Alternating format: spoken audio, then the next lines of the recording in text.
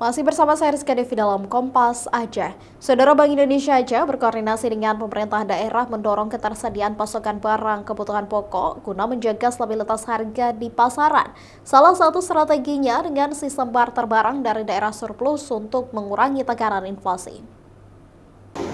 Kebijakan tukar-menukar barang atau barter dari daerah surplus barang produksi ke daerah yang kekurangan stok kebutuhan pokok menjadi salah satu strategi untuk mencegah atau mengurangi tekanan inflasi.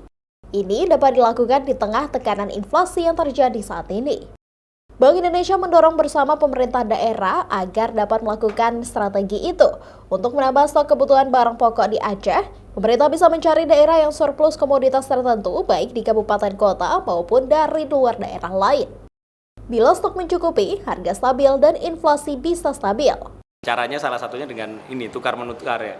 Tukar-menukar artinya daerah yang komoditasnya surplus itu mengirim ke kayak Aceh. Jadi kita cari daerah misalnya beras yang lagi surplus di mana, bisa di dalam provinsi Aceh sendiri, bisa di luar ya.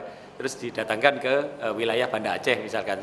Salah satu penghitung inflasi kan Banda Aceh ininya. Selain itu kita juga ada kerjasama telur ya, telur ayam.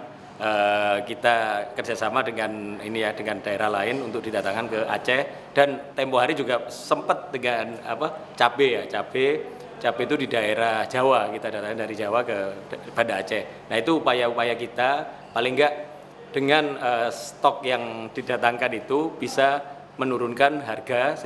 Seperti diketahui, BPS Aceh mencatat pada bulan Oktober 2025 terjadi inflasi 0,12%.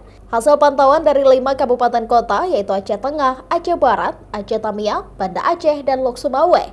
Sedangkan komoditas utama penyumbang inflasi diantaranya emas perhiasan, cabai merah, wortel, ikan tongkol, dan telur ayam ras.